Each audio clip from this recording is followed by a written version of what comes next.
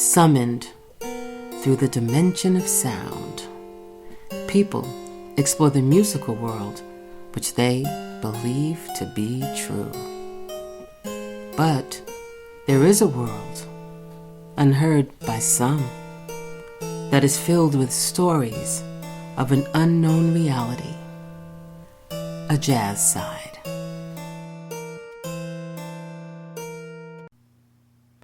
Episode 3 of Tales from the Jazz Side is with drummer Willard Dyson.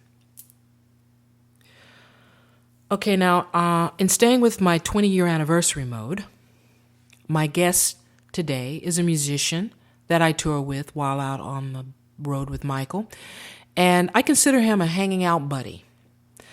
Now, when you talk to different musicians about being on the road, you get a lot of mixed opinions. Some of them think it's great, others hate it. And, being on the road can really be difficult. It can be hard. But I also feel that it can be made easier by the people that you do spend time with, and also by the attitude that you have about it. Now, playing with Willard and touring with him is so much fun because, with Willard, there's never a problem. And to sum it up, I really believe that's because, and the key word here is attitude. I feel that Willard Dyson has an incredible attitude, an incredible approach to being on the road.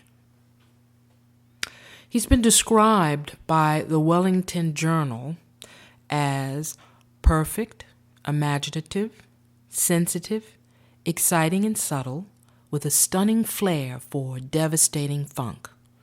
And that is definitely true. Willard demonstrates all those qualities. He's extremely adaptable. But the thing that's really amazing about him is his easygoing manner and that non-judgmental attitude that you notice the moment you meet him. And it's also what you hear throughout his playing. It's that, hey, let's try something different here. It's that adventurous nature. And I think that's what makes Willard the drummer that explores the music with this specific attitude of total acceptance. And as said, is the sensitivity that streams through in his playing. Now, if you want to find out more about Willard, you can surf the web. Or you can visit his MySpace page, and that's www.myspace.com/Willard Dyson Group. That's WillardDysongroup. And of course, like most of us, he has a Facebook page. Join me now on Tales from the Jazz Side with my guest, Willard Dyson. My guest today is Have Drums Will Travel, drummer Willard Dyson. Hi, Willard. Hello. How are you today? I'm doing very well. Good. Thank you for being a guest on Tales from the Jazz Side. It's good to be here. Yes. It feels at home. Well, it's because you are at home. Oh, right. It's not a hotel room. Okay. All right. So, you and I met. They should clean this place. Yeah. Yes. Well, I'm not going to say anything. Good thing it's not being videotaped. Oh, my God. Okay. Okay, so you and I met on the Michael Franks tour, and you've been with Michael for how long now? Do you remember? Maybe around 10 years. It goes by fast. Yep, sure does. Yes. It certainly does. Now, I know, when I talked to last month, I had Jay Anderson on as a guest, and we always talk about being on the road, and I like to always bring up things that you and I have experienced, and my guests on the road. And one of the things that came to mind for me was, you and I, when we're on the road, it's always like, where's the Starbucks? Yeah. Yeah, you're my star. Where's the Starbucks, Got the buddy? Starbucks locator on my phone. Or, no, it's not Starbucks, it's Star Crack. Star Crack. That's Yeah. right. That's right. And, I'll call early in the morning, or you'll call me early in the morning and say, have you gone to Starbucks yet? Oh, no, not yet. Star Crack. I'm sorry. I keep getting it wrong. Star Crack. Have you gone yet? No, not yet. I'll be down in about 15 minutes. Okay, 15 minutes, Right. know. So we're always on the road with, so you're my Starbucks, Star Crack. Sorry, Star Crack partner. buddy. Now, there was an incident that happened on the road, and I remember this because every time I make Starbucks, of course, Star Crack, I think of you. And we were in California, and I don't know if you remember this, but we were, I think it was Capistrano. yes, and this African American cat came over to us. Yes. Of course. Yes, tell the story, Willard. This guy came up, and we were sitting out in front in Capistrano, beautiful area, and we're sitting out there enjoying our respective cups of crack. And this brother drives up and goes in, and he comes out. And he's coming from the ATM machine. He passes by us, and he says, "Wow, it's such a pleasure to see someone." See someone that looks like me around here. I think he came up and shook our hands or something. Yeah. He wanted to make sure we were real. Right. It's a mirage. Right, it's a mirage.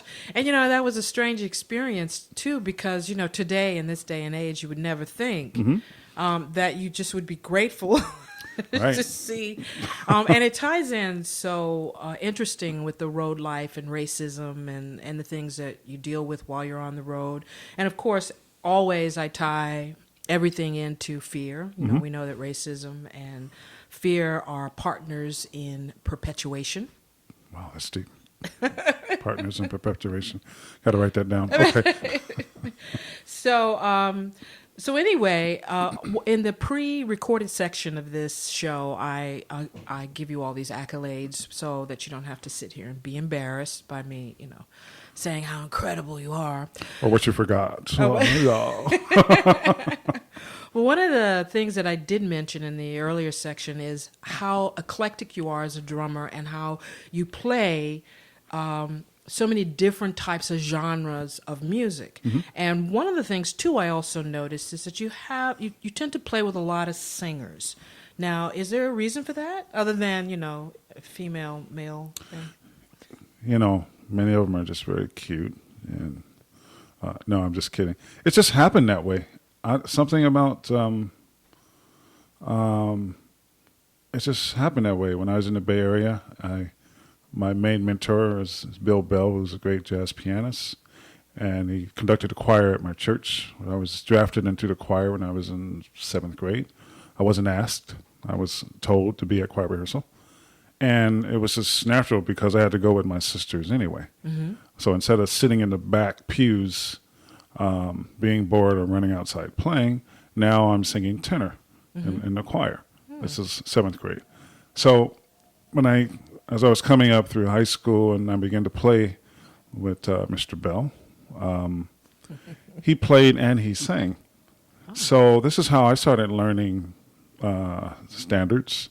This is how I started learning the tags of endings, intros from a very early age. And then it just kind of snowballed like that. Gigs I would get would be with vocalists, and I would love to play with vocalists at jam sessions. Because as a drummer, there are many drummers there you're waiting to play, sitting there and you're chomping at the bit to play. And then you have a chance to play and a singer comes up. And some cats would sort of choose not to play with the singer because she's probably going to do a ballad or something, and I can't do my triple reverse Radamecues over a ballad. Although I'll try it when I sing it when she's singing. But so if they chose not to play with a singer, I jump up and I play with the vocalists, and most of the times it would be fun. But what's really cool about playing with vocalists is it will get you out of your box if you're doing something. You're used to doing something one way. Someone may come up and they may want to do something a different way, and you're going to learn about the song. You're going to learn lyrics if you're listening. Yeah. If you're just sitting there thinking about drums while you're playing with a vocalist, then you're not going to really learn. But if you're playing and you're listening, it gives you a chance to actually kind of paint words, have fun with the song. I like having fun with a vocalist sometimes if they do a song like. I can't think of the song now, but something that has the word bell in it that perks up, and Thank you. And I will. Should have turned that off. It won't happen for another half an hour. And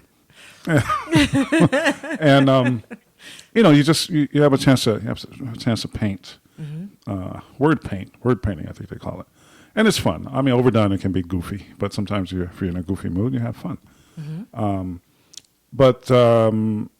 So I became very accustomed to playing with vocalists, and it's always been great because you have to create excitement for them without being overbearing. Right. And it also seems as if because you do play with singers, you play more. I mean, you play a lot more. I mean, I know you two play all over the world. A lot of times it's because a singer is taking you there. Well, Michael Franks, for instance, and that's kind of an interesting thing. Now, first of all, I'm also very grateful.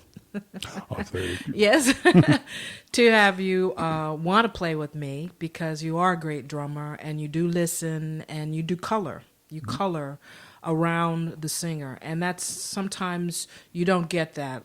Cats will be playing and they're brilliant and they're great, but they're not. They think the singer is different. Right. They don't think of the singer as an instrumentalist, and a lot of times singers don't think of themselves as instrumentalists. So it's always great to hear you play with singers, and then to hear you play with instrumentalists as well.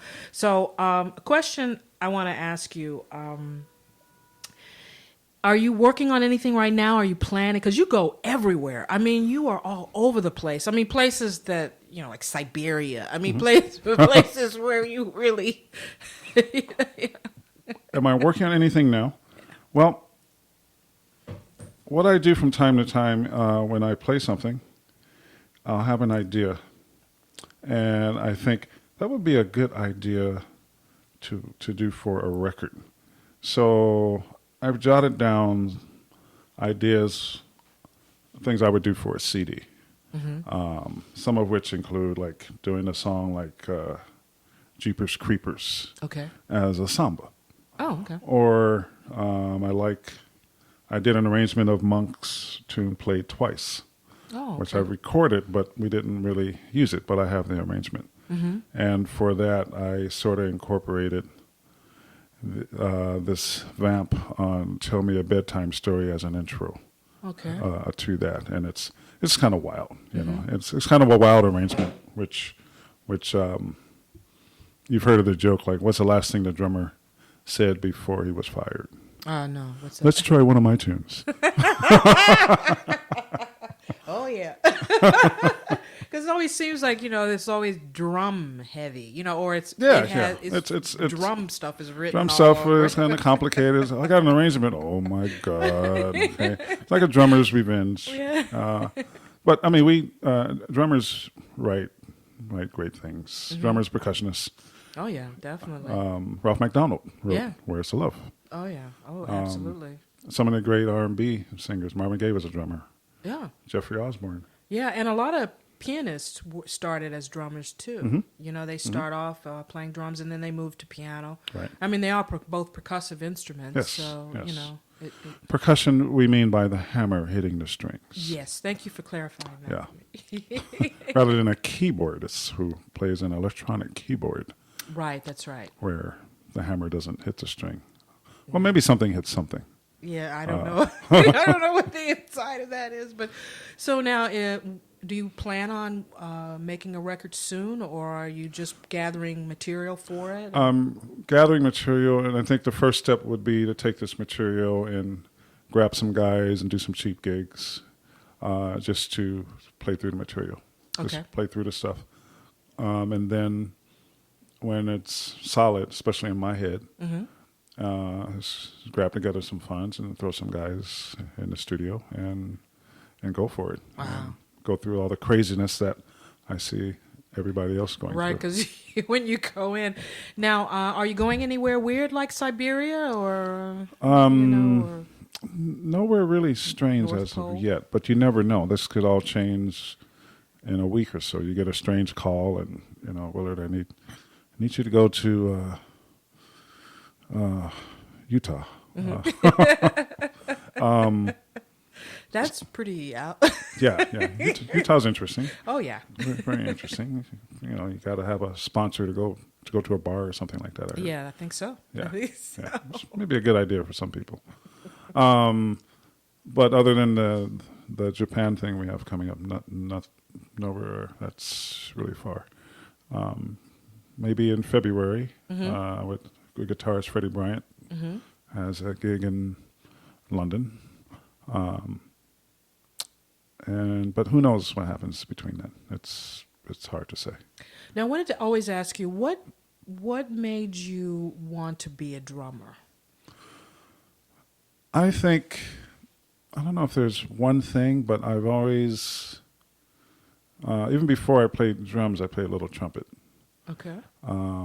But in elementary school, guys I knew and myself, we were always just playing beats. You mentioned beats now, and it's very hip hop. You say, oh yeah, they put together some beats. I need a producer to give me some beats. Yes. You know, we were doing this in elementary Beats, school. Like beats. Beats. No, I got BEA.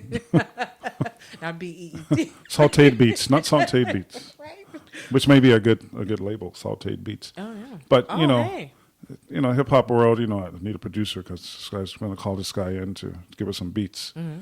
And I'm thinking, wow, I was doing this in elementary school. You go to a garbage can, you get a good bass sound on one, and then you slap it on the other, and you got a beat. And so most of the time we're playing James Brown beats on the garbage can.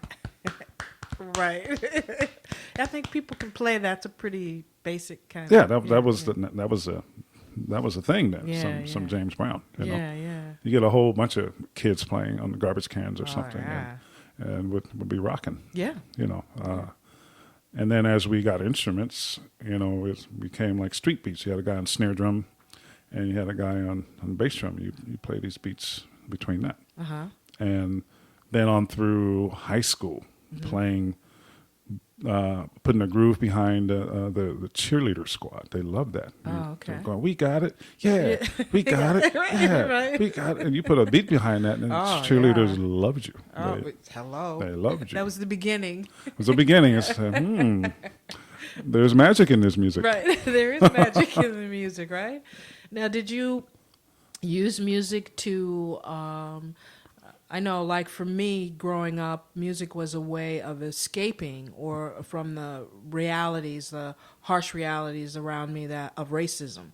So it was a way to really have your voice and be able to express yourself in a way that you couldn't, like, out and out do. Like, you couldn't just go out in the middle of the street. So did you, because you grew up in Oakland, right? Oakland, California. So did I use it as kind of an escape, is the question? Well, yeah, you know. I guess in a way, not really an escape. I couldn't watch TV in grammar school. There was no TV during the week.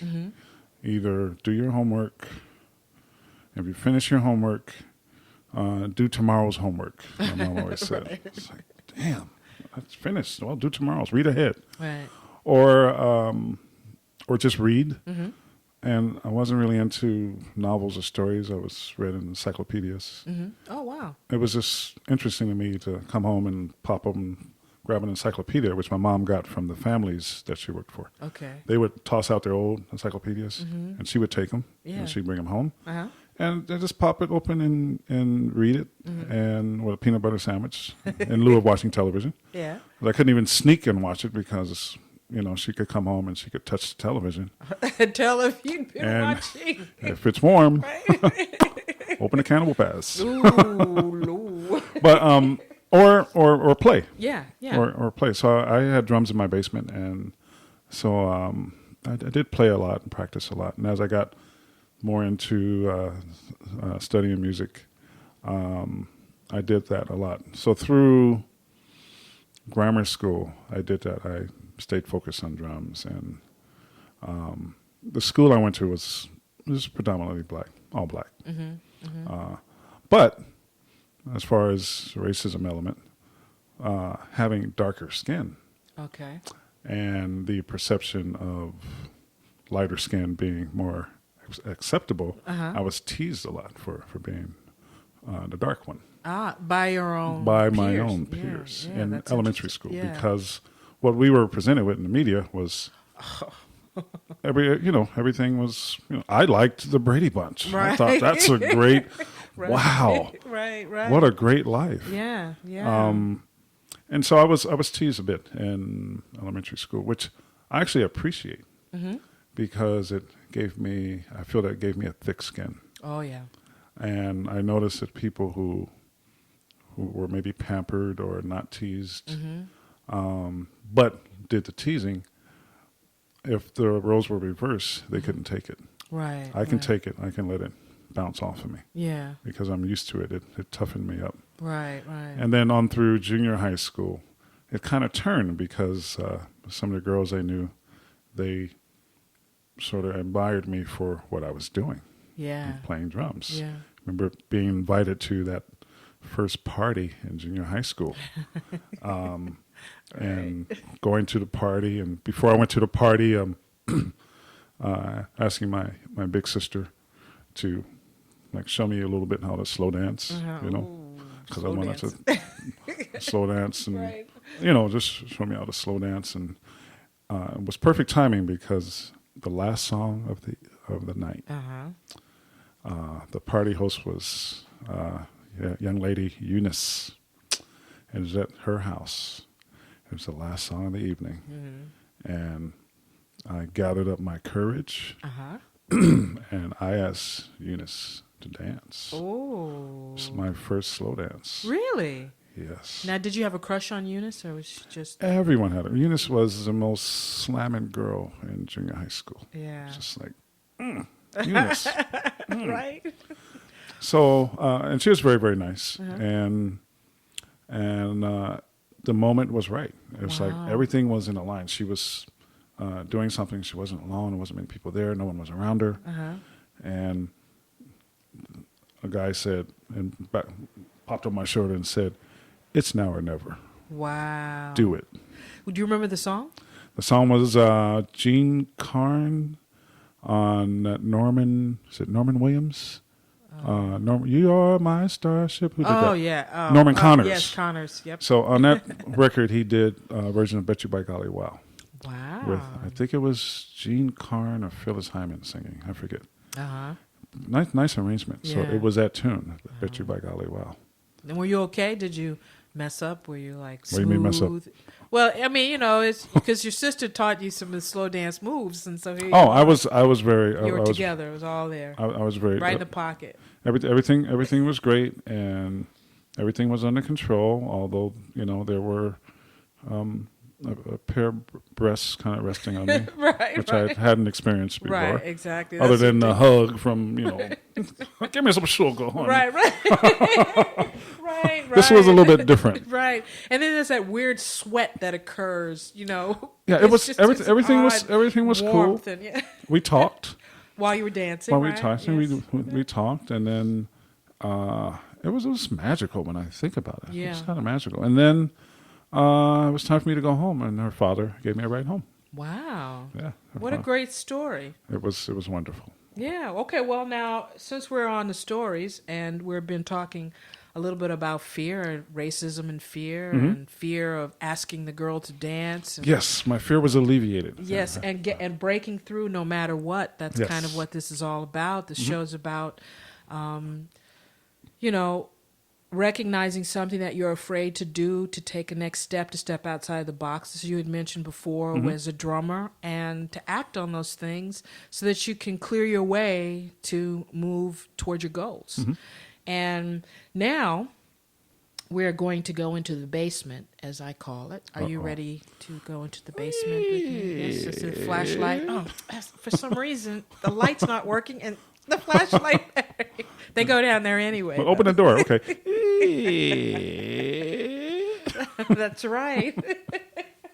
I'm ready. Okay, you ready? All right, now. I used to rehearse in my basement. Oh, well, In did the light California. always come on? The problem wasn't going down, but it was coming up after watching a scary movie. Ah. because I always thought something was going to grab my leg. Yes. But I would have my dog with me. Okay. And so I would go up in tandem with my dog. Okay. I just felt more. But anyway, Yeah, so we're going into the basement. we're going into the basement. We're Okay. going down. We're not going down. coming up. But when we Right. get ready to come up, well, we'll get to that. I'll get my dog. We'll burn that bridge when we get to it. Okay. Okay. So tell us about someone you have worked with who is a little frightening to you, but in a good way.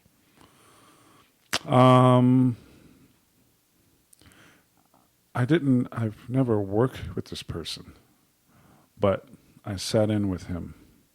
And this was Mulgrew Miller. Oh, yeah. On my graduation day from Manhattan School of Music, Steve Turry was getting his master's also. And so that night, he was doing a gig at this place called Carlos One, I think it was called. Mm-hmm. So Was this in the East Coast or West Coast? this was here. Carlos One was on 7th Avenue. We're at 7th Avenue and Maybe around Upper West Side? no lower, like near the village, like Oh, around okay. Yeah. 12th, Oh, that's 10th or right. 12th Street. Mm-hmm. Okay. It was called Carlos One, and Steve Turry was playing there, Mm-hmm. and he was playing with I forget who was on bass, but I came down to see the gig, and he invited me to sit in. Now the song that I sat in, last tune of the evening, it was a blues, and he had revolving piano players. He had Jerry Allen, Wow. James Williams, one other person, and Mulgrew Miller. Oh, my goodness. So I was playing, and when Mulgrew Miller sat down to play, I looked at him, and he was looking at me, and I felt it was so intense. Right. Has a very. I thought he bad- was going to jump over the piano and beat the snot out of me. Really? Why? It was just this look, Yeah. like one wrong move, and I'm going to jump across this piano, and I'm going to jolly stomp you. Right. Right. But it wasn't anything like that. It was just he was very Just intense and intense, just listening, Uh-huh. and because he's really was really one of the sweetest people around, Right. but just that look of intensity. Uh-huh. And what I learned from it is, when you're playing with someone, you have to have like a radar that is sharp. Mm-hmm. Okay, Mm-hmm. not only are you focused on yourself, but you're focused on everything that's going on around you, and you're Right. connecting with people when you play. Right. So when you look at someone, you're connecting with them. A lot of people can't look at each other No. when they play. Or when they're just doing anything. Right, anything. I won't. Don't go there. I won't go there now. But it was that was really, like it kind of freaked me out for a moment. Uh-huh.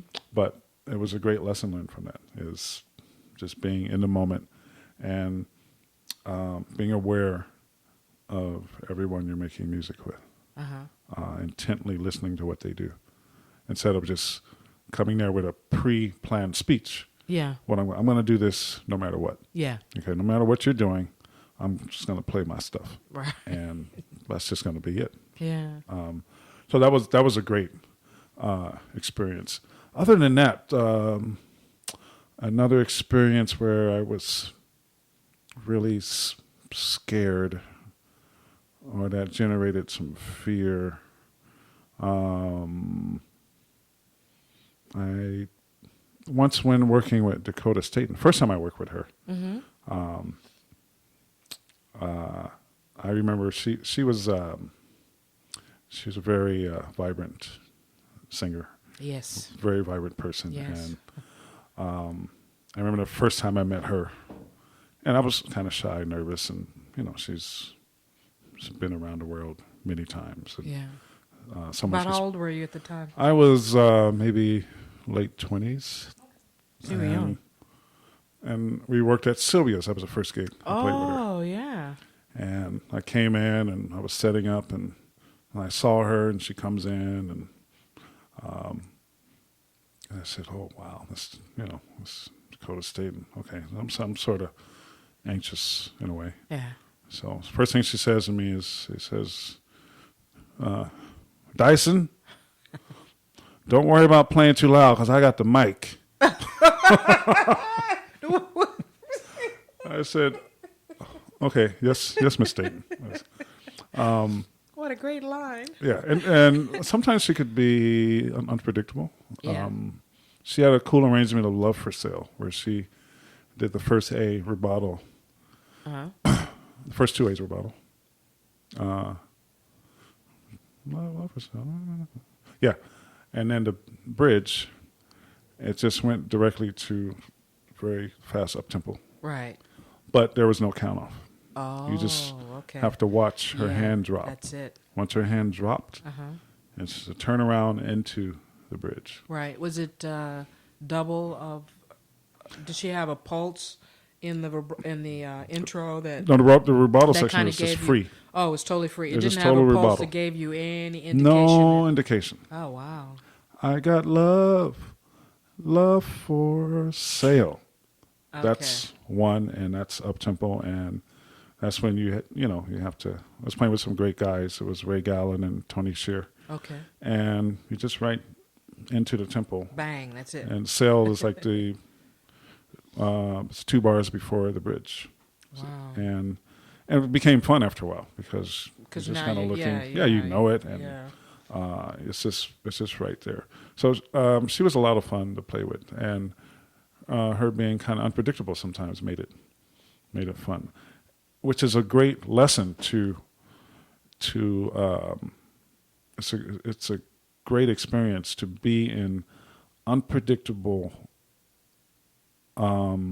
unfamiliar situations because you learn so much. Oh yeah. I mean, so many. I've seen people and they do great at what they do because it's their world. Right. But if you get them out of their world, sometimes they could be lost. Like Yeah. a person who can only play their music, only their way, Right. Exactly. and you get them out of their scene, and they're not as comfortable. Yeah. And I've always thought the more situations where you are in where you're not comfortable, the more you learn, because it's going to sharpen everything. It's going to sharpen many things. You're going to learn how to listen. You're going to learn how to react. You're going to learn how to recover. You can avoid train wrecks. Yes. You may swipe, but you're not going to crash and burn. Right. And it's really great to be in those situations where you are on unfamiliar ground. That's why I like jam sessions, going to a jam session and never know who you're going to play with. Could be great, Yep. could be horrible. That's true. But if it's horrible, then you being the player who thinks it's horrible, maybe you think you are better. And if guys are not at your level, then it's up to you to be the magnet Right. that brings everyone yeah. up. Yeah. And you can't do that if you're in your own world.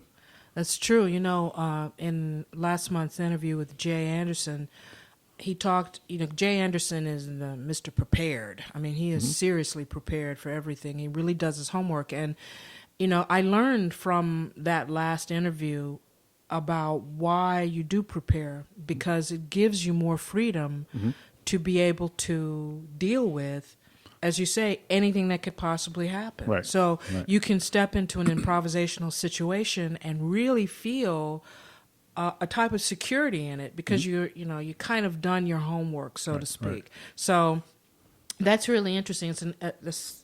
Several people make that point over and over. I should be more prepared, but I am with this. I mean, the show, I'm getting better prepared. This is great. You just throw 2 mics up in my studio, and it's really great. It is true. The more you're prepared, the easier it is to deal with something that doesn't go as planned, because you've prepared a framework, and that framework is solid when you prepare. Yeah, So if something goes wrong, you still have the general framework. absolutely. Instead of putting in a blue tinted window, and someone throws in a red tinted window, it's still in the same frame. Yes, and it's still a window. It's still a window. Yeah, So you know where it is. Right, it's true. So it That's doesn't true. shake. Everything doesn't fall apart because the framework is still there. Yeah. So now, okay, so let's move on. Let's keep going. I'm finding I'm enjoying doing these podcasts because I learn so much every time. And we talk all the time, you and I. We're like, workout buddies and everything on the road. And We'll stop in the kitchen and we'll discuss things for an hour. For hours and hours at a time. So I've got to be careful that this interview. Okay, but we got to keep it moving. It doesn't become a 4-hour thing. Okay, so now the second question. Mm-hmm. What is the scariest work in any medium? Mm-hmm. Okay, that's painting, photograph, movie, television show, broadcast, or any of those that you've encountered? If any. Something that scared the daylights out of me when I was a kid. This goes back to the basement. Because we're still there. Yeah, we're in the basement. I used to watch television in the basement. Weekends, as a kid, I could watch television. Mm-hmm. So there was a show called Creature Features on television. It came on like midnight. When you're allowed to watch it, When not I was doing your allowed homework. to watch it, yes. Right? This is Friday. Friday I could watch television. Friday, Saturday, and part of Sunday I could watch television. So I would watch Creature Features. And there was always some scary movie on. But the one that freaked me out was Night of the Living Dead. The black and white one. Where 1957, I believe it was. Yeah? made. Yeah. and it's the original one where Yes. the brother almost makes it. It's true. He almost. I mean, you were like, oh my God, Gonna I don't make it. believe it. He's gonna make it. No, boom. Boom. It's Okay, we got him. Roll credit. And they put it, and at the end of it, this is spoilers. If anybody, I'm sure everybody's seen it. Who's into horror? They're showing all of the guys putting the bodies on the fire. Mm-hmm. So yeah, that's it. So anyway, so you're seeing this. So I saw that, and then the movie was over. I'm freaked out, and I got to go upstairs. Okay, here's the coming up out of the basement. And this was that situation where I'm coming upstairs, and it's a short amount of stairs, but I'm just freaked out, and I got to get up these stairs, and I'm thinking someone's going to grab my leg, because one of the scenes with the girl gnawing on the bone, little girl, yes, girl zombie in the basement. In the basement, she was right. She was gnawing on the bone. That's right. Right. So I'm like, this is a basement, man, and I got to go up. I got to go up and go to bed. I don't want to stay down here, because part of it was I had to turn the TV off. Okay. It got darker. Yes. I had to turn the light off. It's dark. Okay. Me and my dog, he would run up, but I would hold his collar so he wouldn't run up before me, and I would go up with him. But it seemed like the stairs were twice as long going up, because I'm picturing someone just grabbing me and gnawing. Another scene that freaked me out, because it was so well planned, was the end of Carrie. Oh yeah. When she's the girl is laying flowers at the house that went underground, and the music is all beautiful, and you think the movie's over. Oh yeah. And then the hand comes up, and then the music. Right. Oh, that really, yeah. I think I wasn't careful. I probably would have left a puddle. Right. Well, so now you think that the fear factor, so to speak, in that is the unexpected, grabbing. That's the thing that. It's the, like, let's say for the movie Carrie. If you haven't seen it, you'll think, okay, the movie's over. Mm-hmm. It's done. Credits there. It's gone. I've known not to believe that now. Oh yeah, and because they use it in a lot of. But this was the first time yes. I was presented with that. Yeah. And it just lulls you into thinking, oh wow, because it takes you on this ride, and after a while, you're after the movie gets to that point, you're kind of. You're done. You're like, I'm exhausted. Man, I made it through this. Wow, this is so sweet. Finally. She's laying, and then boom. Yeah. You're hit again. Yeah. That's interesting when you think about that for fear and in our psychological profiles. If we were to feel that everything is fine, I'm no problem, it's done, and bam, And it would actually be fun to bring that into our music, where you write a piece, and I know it's been done, where you feel that the piece is winding down, Yeah. and then bam, Right. don't go to sleep. I'm not done with you yet. Right. Yeah, actually, that's interesting. So you should be putting that on your next album. I should be thinking of something like that. Like, it's probably not like this, but I just remember the overtures, Rossini, operas by Rossini. Oh, yeah. His overtures would be something where you think it would never end. Yes. Never end. And it was the worst thing to be sitting in a car in traffic listening to a Rossini overture. Yeah. And you're late. Like, oh. Hey. Because the music gives you the feeling like, Yes, you gotta hurry. Yes, fast. You gotta faster. Yes. Right. And you gotta go. And you gotta get there. Yeah, and that generates fear. Yeah, well, I use music in all these movies and things to, create tension and Anxiety. then release and Right. and everything's okay, but not really, you know. Right, Yeah, right. so it's real. Okay, so now coming to, I love it. They've got the church bell ringing. It's Signaling it's noon. It's 12 noon. It's 12 bongs, which is perfect in scary movies. Okay, so now number 3. What is the scariest thing that has ever happened to you while performing live? The scariest thing for me, being that I have what I learned to call spewphobia. What? Spewphobia. Oh, spew. from my a friend of mine who plays piano and keyboard. Her name's Julie Homey. This is where I first heard the term spewphobia. Okay. Fear of regurgitating. She used the term. Oh, yeah.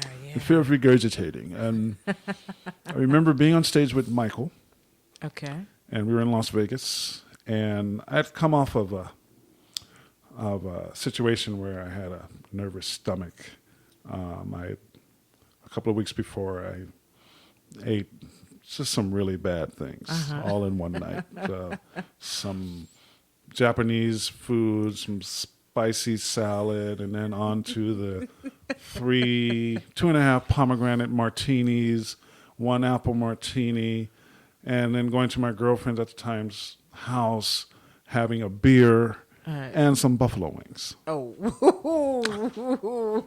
And then going to sleep. That sounds like a typical musician's, after the gig. Yes. So, waking up in the morning after that and, feeling the big lead ball in your stomach and be thinking, oh no. And with spewphobia, it's like, okay, I'll do anything. Yeah. Anything. Just, send it somewhere else. Right. Not up. Yeah, not send up, it out. and not now. Right. Right. Oh, you're always thinking not now. Oh, not right. now. But anyway, the body had to take care of me. And that's what the body does. Your body is great. Your body takes care of you. It's gonna, absolutely. It's going to get rid of it. Yeah. Say, It's no, just get this out of poison. here. Yeah. So, but for a few weeks, I had that anxiety. Okay. I'd be on the train and I'd still have this nervous stomach, and I'd feel something, and then your anxiety takes over. Your heart starts beating faster, and you think you're going to do it on the train. Oh, yeah. And then your mouth starts watering. Mouth starts watering, a little sweat. That's when you know nothing can be done. And you're on a New York City subway, Right. which is a fear in itself. Puking on the subway, people are just going to look at you. Right, and just get pissed off at you because, you know. Do you have to do that I here? know, like on the floor. I can't get around, man. Right. What? You want me to move? Why? So, it was getting better, but I remember being on stage with Michael and I was playing, and that anxiety attack came, and I thought it was the same thing. Oh no, not here. Do you remember the gig? Was it It was a gig in Las Vegas. Okay, it's a Vegas at one gig. of the casinos. Yeah. And it was about maybe into the third song, and there's nowhere I can go because I'm thinking, okay, this is not even Monk's tune, because if it was Monk's tune, it would be great because I could sneak off stage and chill out or barf if I had to, because Charles does a nice intro. Right. Yes, he does. So I was thinking it could be that, but it wasn't that. I had to be there. And I'm feeling this, and I'm going, oh no, not now, not now, not now. And I'm thinking of the time when I was really sick going to San Francisco, and I was driving across a bridge in my van with an open bag next to me, ready to barf. I didn't have an open bag or anything. I can't cut a hole in the floor, Tom. No. On I stage. know, really. What are you going to do? And you're like always on a platform. I'm on a riser. You can a see riser. me. Yeah, you can really see you. Yeah. So, luckily, it dissipated. But that moment was really like just my spew phobia. Right. But on stage with many people, with many beautiful women in red dresses in the front row, and I'm gonna spew. Oh, wow. Not cool. Wow. And the thoughts that go through your head at the time, like if it happens, what how can you like deal with it? Yeah, how would I deal with it? Because you just have all these things that come up in your mind. This is what's this is how people are going to look at me, or you could just see it. You envision it, where and it's always like a stream, like a nice stream that. It happened kind of in between songs, and thank goodness when we started playing again. Yes. It took my mind off of being in it. Yeah, but it got to a point where I was like, we're not gonna make it to this song. Right. I'm just gonna step down and calmly, coolly walk off. Right. But luckily, it didn't get to that. But that was a major fear. Oh wow! It's interesting because Jay mentioned similar having the after the gig on the road food and you put the combination and that's one of the things that he had a problem with is spewing. Yeah. It should be interesting in the future to see how many other musicians have had the spew phobia. have the spew phobia. The spew story. I actually saw a videotape of a young kid drummer in Korea playing a solo. Really? And in the middle of his solo, he puked because he was so nervous. Oh my God! Is that on YouTube? Yes. Ah. and he puked. You hear that, folks? It is on YouTube. It is on YouTube, and it could happen. Wow. It could definitely happen. Well, I've really enjoyed you being here this afternoon, or me being here this afternoon. In the studio. In the studio, which it's much quieter back here, I think. Than It's great back here. And there are a lot of places you can check out Willard. Willard does some scatting on YouTube. If you That's Google a fear that. of people seeing me do that, but too late now. Well, maybe too late. It's already out. If you can People find don't. it, yeah. If you can find it. I may even share it. I may have to get over it and just share it. Okay, well, if he shares it with me, which I guess if I give him $30-$40, he will. It'll be on the website, and you can check it out. But thanks so much, Willard, for doing this. This was fun. It was fun. I'm quiet, but I like to talk. Yeah, you do. I do. Yeah, most of the time you wouldn't have guessed it, but Right. It's just hard to get me to stop. Well, we'll have more interesting tales as time goes on. Willard and I will be out on the road, and if you listen to this podcast, come out and say hello to us. But that wraps it up for us for episode 3 of Tales from the Jazz Side. It was great. Thank you for letting me be a part of this, and it was fun, and I'm going to turn on the air conditioner. Beautiful. All right, bye-bye. Bye.